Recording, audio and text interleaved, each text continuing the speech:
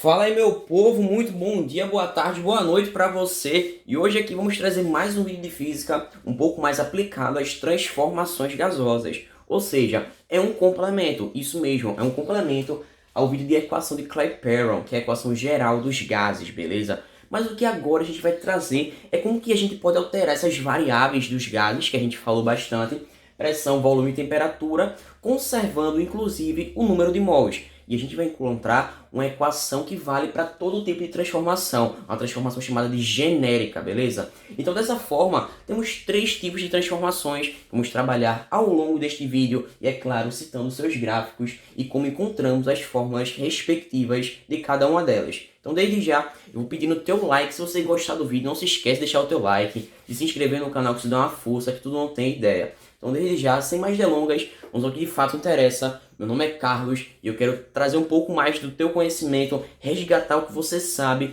e também complementar com o meu conhecimento para que a gente possa construir esta videoaula sobre transformações gasosas. Então vamos nessa, sem mais delongas, sem mais enroladas. Vamos para a física, que ela é linda, ela é gostosinha, ela é maravilhosa. Então vamos nessa. Bem, a gente já sabe de vídeos anteriores, de comentários anteriores, das deduções dos vídeos anteriores também, que temos uma equação geral dos gases, a equação de Clapeyron, e ela relaciona a pressão, volume, número de mols, a constante ideal dos gases universais e também a temperatura daquele sistema, a temperatura absoluta. Mas bem, desde já a gente pode um pouco mais deduzir a partir desta fórmula. Como eu falo nos vídeos anteriores, não se prenda a ela, desenvolva, expanda o seu raciocínio.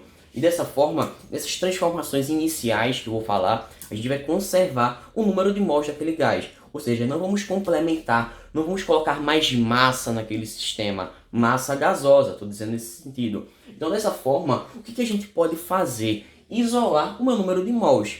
E bem, se eu vou aplicar alguma variação em alguma variável do meu sistema, seja temperatura, pressão ou volume, bem, a minha quantidade de mols não vai se alterar. E dessa forma, se eu isolar na minha equação o número de mols, o que eu vou encontrar? Eu tenho dois momentos iniciais e o momento final, ou seja, a parte que começa e a parte que termina. Por isso eu coloco sempre 1 e 2, momento 1 e momento 2. A parte inicial da transformação e a final, como que vai acontecer todas aquelas variações, as alterações na minha equação. Ou seja, depois de isolar e conservar o meu número de mols, o que eu vou encontrar? Pressão inicial, volume inicial, sobre temperatura inicial, vezes a minha constante geral dos gases. Vai ser igual a pressão final, volume final, temperatura final dividindo, vezes o que? A minha constante ideal dos gases perfeitos. E dessa forma, o que a gente pode perceber, como que a gente pode desenvolver ainda mais o meu raciocínio?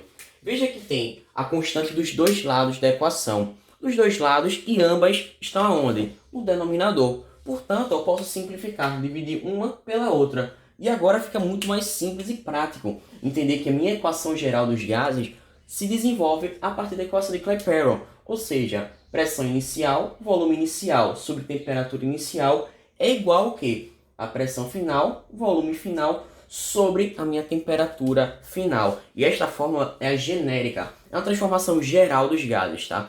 Porque é a partir dela que encontraremos as transformações específicas, como por exemplo na lei de Charles, que ela fala da transformação isobárica. Ou seja, o que é isobárica? Quando fala de barômetro, se liga nisso. Se liga que isso se volta à pressão. Iso, conservo, mantenho igual, bárica, pressão. Ou seja, eu não vou alterar em ponto nenhum a minha pressão. As únicas coisas que vão ser modificadas é o quê? Se eu não mexo na pressão nem no início nem no fim, vai ter o quê? O volume e temperatura que vão se alterar. Isso na minha transformação isobárica, tá? Então, o que acontece? Eu vou manter a minha mesma equação, ela vai ser aplicável do mesmo jeito, da mesma forma.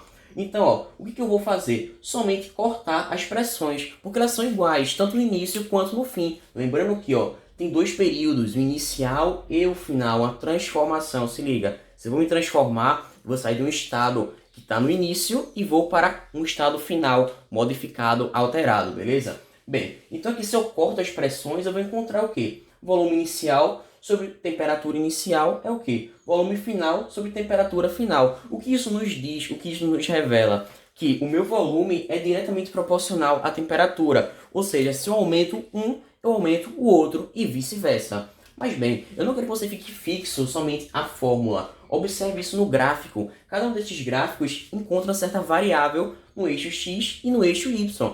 E essas variáveis nos dão várias informações que são imprescindíveis para elucidar o nosso raciocínio ainda mais. Então vamos nessa. Observemos aqui o nosso primeiro gráfico, que é pressão sobre volume. Como a transformação, você sabe que é isobárica, mantém a pressão constante, veja, é linear.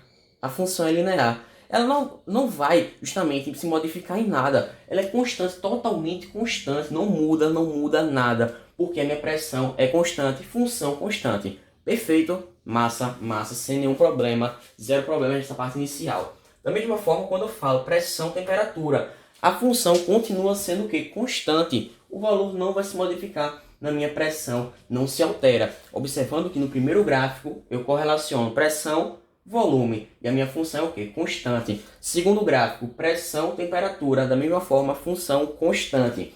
Olha aqui o nosso terceiro gráfico, que é um diagrama, que é justamente o quê? Volume voltado para a temperatura. Como eu falei que eles são diretamente proporcionais, ou seja, se eu aumento um, eu aumento o outro e vice-versa, perceba que aqui existe uma crescente no gráfico. Ou seja, quanto mais eu aumento meu volume, observe, volume 1, um volume um pouco menor, volume 2, volume maior. E perceba também que eu estou aumentando ainda mais a minha temperatura, caso eu aumente o meu volume. E essa é a lógica da transformação isobárica. Os dois são diretamente proporcionais. Observe aqui, são diretamente proporcionais. Aumento um, aumento o outro e vice-versa. Por isso que aparece aqui uma função afim, neste caso. A função afim está relacionado a diretamente proporcional, neste caso aqui, voltado para a transformação da lei de Charles. Mas bem, no nosso segundo caso, que a gente vai falar agora sobre outro tipo de transformação, outro tipo de variável, é o que é uma transformação isométrica. Isométrica, metro vem de quê? De unidades de medidas voltadas para comprimento, mas não somente para isso, para área e o que? Volume. E uma das nossas variáveis é o que? O volume. Portanto, se eu falo iso, eu mantenho igual, constante no início e no fim. Métrica, volume. Ou seja, a minha transformação vai justamente conservar o volume do meu sistema. E da mesma fórmula, na mesma lógica que eu utilizei aqui, eu vou cortar. Só que não agora mais a pressão, mas sim o que? O meu volume. Eu corto o volume inicial e o volume final.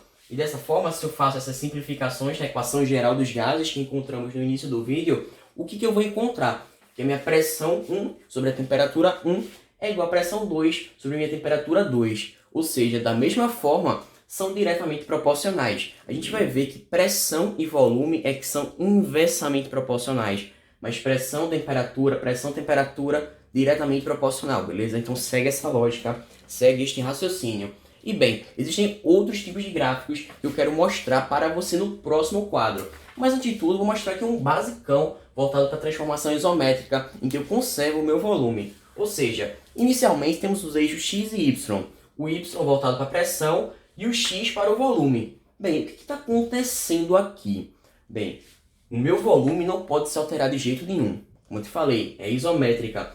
Portanto, olha como o meu gráfico cresce. Ele cresce somente verticalmente mesmo. E dessa forma eu conservo o meu volume e altero a pressão do sistema. Veja que ela está aumentando. Foi de P1 para P2. Entretanto, o meu volume não se altera de jeito nenhum. Mas calma, que tem outros gráficos que podem te elucidar ainda mais, te ajudar esse raciocínio, para deixar ainda mais claro, nítido para você. Então, desde já, eu vou colocar aqui esse quadro um pouquinho mais colorido, um pouquinho mais desenhado, para que a gente possa trazer outros tipos de transformações. Então o quadro é seu, até uma próxima, espera só um pouquinho, que é só o tempo de eu apagar e colocar mais informações ainda mais para você.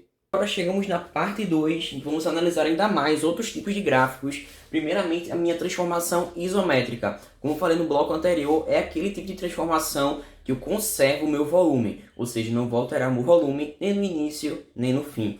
Ou seja, outro gráfico possível é o que a gente analisa a variável pressão e temperatura, que são as variáveis que são diretamente proporcionais, como a gente acabou de ver no nosso quadro anterior. Ou seja, se eu aumento a minha pressão, automaticamente eu aumento a minha temperatura. Por isso a gente pode perceber uma função afim neste caso, tá ligado? Uma questão diretamente proporcional. Ou seja, eu aumentei a minha pressão, aumentei minha pressão. Foi de P1 para P2. Se liga que o gráfico subiu.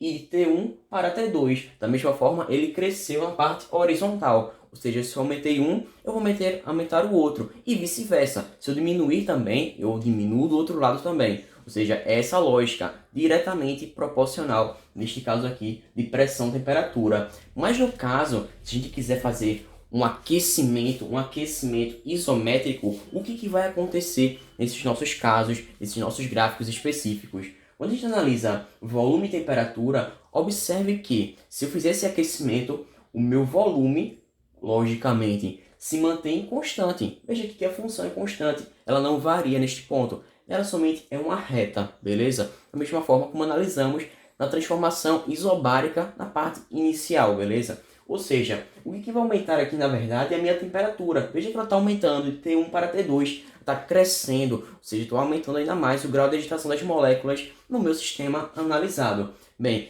essa é a lógica voltada para a transformação isométrica. Mantenho o meu volume e vario algumas variáveis necessárias ali. Nesse caso, estou considerando um aquecimento isométrico. Por isso aqui, ó, a pressão aumentou, temperatura aumentou. E neste caso, somente a temperatura aumentou no gráfico em que eu analiso volume e temperatura, já que o volume precisa estar constante, não se alterando em ponto nenhum.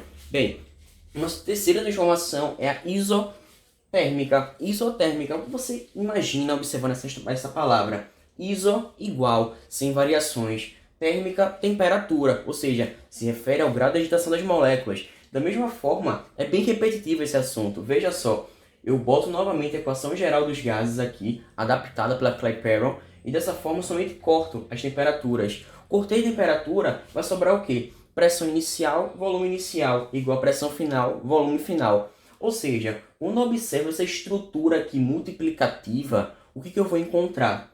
Uma relação inversamente proporcional. Pensa só, se você diminui o teu recipiente, diminui muito mesmo, isso é muito observável no êmbolo de uma seringa. Quanto mais a gente diminui a altura do êmbolo, fica muito mais difícil a gente manter o nosso dedo ali, porque a gente precisa fazer muito mais força. Ou seja, o que eu quero dizer com isso? Se eu diminuo o meu volume, eu aumento a minha pressão e vice-versa. Por isso é inversamente proporcional. Pensa nesse êmbolo, na nossa seringa mesmo. A gente coloca o nosso dedo no furo da seringa e quanto mais a gente pressiona o êmbolo, mais força a gente vai ter que fazer para romper aquela pressão interna ali. Então, esta é a lógica da transformação isotérmica, a lei de Boyle, beleza? Ou seja, eu vou interferir no quê? Na minha pressão e no meu volume unicamente, mantendo o quê? A minha temperatura constante no início e no fim.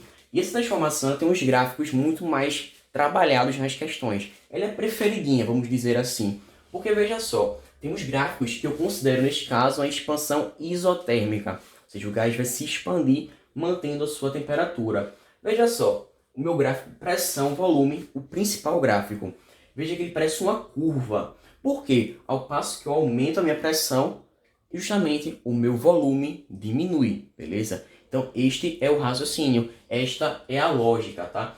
Então, siga essa lógica inversamente proporcional. Aumentei um, diminui o outro. Veja só que a pressão 1 está ali relacionada ao volume 1. E o meu gráfico vai descendo porque é justamente inversamente proporcional. Temos que observar sempre isto. Por quê? Quando eu vou descendo o meu gráfico, eu estou aumentando o meu volume. Veja, ele vai de V1 para V2. E da mesma forma, se eu aumento o volume, você tem que perceber naturalmente que a minha pressão diminui. Veja como o gráfico no vértice, justamente voltado à minha pressão, ele vai reduzir, ele vai descendo, descendo. Enquanto o eixo voltado para o volume, ele vai se expandindo, justamente porque são inversamente proporcionais. Da mesma lógica, no mesmo raciocínio, a gente pode analisar pressão e temperatura no mesmo gráfico. Ou seja, lembrando outra vez que são a expansão isotérmica, tá? O que eu vou fazer neste caso? Eu vou justamente, veja, diminuir a minha pressão, porém mantendo a minha temperatura constante. Se ligou? Diminui a pressão. Foi de P1, que está lá em cima, e foi para P2. Diminui a pressão e justamente mantive a minha temperatura constante. São gráficos que já te dizem que a tua transformação é justamente isotérmica, obedecendo a lei de Boyle. Tá? Então essa é a lógica, esse é o raciocínio. Da mesma forma, podemos relacionar volume e temperatura. Note que a minha temperatura não se altera em ponto nenhum. E como eu estou falando de uma expansão, aumento do volume, logicamente, o meu eixo Y, que diz respeito ao volume, ele vai justamente crescer, aumentar ainda mais. Mas note, não existe um crescimento voltado para a parte horizontal, apenas vertical. Porque a minha temperatura, novamente, outra vez, é isotérmica, constante no início e no fim, não se altera. Bom, e agora mesmo, como a gente pode perceber, do ponto de vista prático, objetivo do experimento, por exemplo, em um laboratório, a gente pode analisar que essas expressões, justamente as minhas variáveis de pressão, volume e temperatura, podem justamente obedecer essas transformações. Mas nem sempre toda a minha massa vai ser conservada. Nem sempre isso vai acontecer. Quem sabe pode acontecer um vazamento de gás. E aí? Vai vazar gás e, consequentemente, o número de mols vai ser alterado. Por isso, existe essa equação geral aqui, que a gente considera não uma igualdade no número de mols inicial e final, mas sim a gente considera N1 e N2 na parte inicial e na parte final. Quem sabe acontecer um vazamento? E aí? Pode acontecer esses casos dos experimentos práticos reais observáveis no cotidiano. E dessa forma, esta equação é justamente muito utilizada caso não haja conservação da massa do seu gás. Bom, isso é só uma curiosidade porque em geral mesmo, as questões pegam justamente uma conservação do meu número de mols, ou seja, não vou alterar a massa do meu gás, mas uma exceção real é esta equação. Pronto, mas agora eu te mostrei esse meu gráfico aqui, pressão-volume. E uma questão muito teórica, comum, principalmente nos vestibulares militares, no SSA da UPE, eles cobram o quê? Esta análise aqui, em que eu coloco vários gases, observamos o que existe uma diferença de temperatura entre eles, mesmo que a temperatura do sistema específico de cada gás seja constante. Mas analisando cada um desses sistemas, ela tem uma diferença entre si. Ou seja, se a gente for observar cada um desses gases, veja que tem um gás aqui voltado para uma cor azul bem claro, outro vermelho, outro roxo e outro preto. E note que quanto mais distante, justamente do meu vértice 00, vai acontecer o quê? Um aumento da minha temperatura. De modo que T4, que é o preto, vai ser muito maior do que T3, também maior do que T2 e maior do que T1. Ou seja, existe justamente essa relação decrescente aqui, beleza? Quem está mais distante de 00 do eixo inicial, origem em todos os pontos, vai ser justamente a maior temperatura e assim sucessivamente. A gente vai descendo essa escala decrescente. Ou seja, a lógica é esta, apenas observar o gráfico e interpretar. E só sintetizando o que eu acabei de falar no vídeo todo, a gente se baseia sempre nessa equação geral dos gases, tá? Sempre. E a partir disso a gente só vai cortar as variáveis que a questão nos diz que é isotérmica, se for isocórica, isovolumétrica e assim por diante, entendeu? Isobárica também. E assim a gente somente vai justamente brincando com o cálculo, brincando com a questão. Eu sempre digo, não decore fórmulas, não decore porque isso só vai te atrapalhar, isso vai te atrasar na questão. Observe sempre a principal e simplifique. Caso, por exemplo, a questão fale que é um cilindro, ela não fala em nenhum momento de alteração de volume. O que acontece? É uma transformação o quê? Isométrica. O gráfico também, se a questão já te disser, ela vai justamente revelar o que você precisa. Sempre vai estar revelado justamente essa parada aí do que você está necessitando, do objetivo final da questão, a meta que é você entender e acertar o seu resultado. Mas bem, o quadro é seu, é só o tempo de eu me despedir. Eu vou ficando por aqui. Muito obrigado por este vídeo. Foi interessantíssimo ter essa participação, trazer justamente toda essa análise dos gráficos. Mas no próximo eu quero trazer uma parte um pouco mais complexa, que é a mistura de gases, difusão e efusão deles. Ou seja, que também é cobrado, mas é um complemento a mais, ainda mais importante para nós elucidarmos as transformações gasosas e os processos de mistura entre os gases. Pressão parcial, fração molar. Eu não coloquei neste vídeo para não ficar tão cheio de informações, para do ponto de vista didático, ficar muito melhor para você compreender. Então, desde já, muito obrigado. Eu vou ficando por aqui. Até uma próxima. Muito obrigado. O quadro é seu. Fique à vontade para tirar seu print e justamente deixar o seu like no vídeo e se inscrever. Eu vou ficando por aqui. Muito obrigado. Valeu. Falou!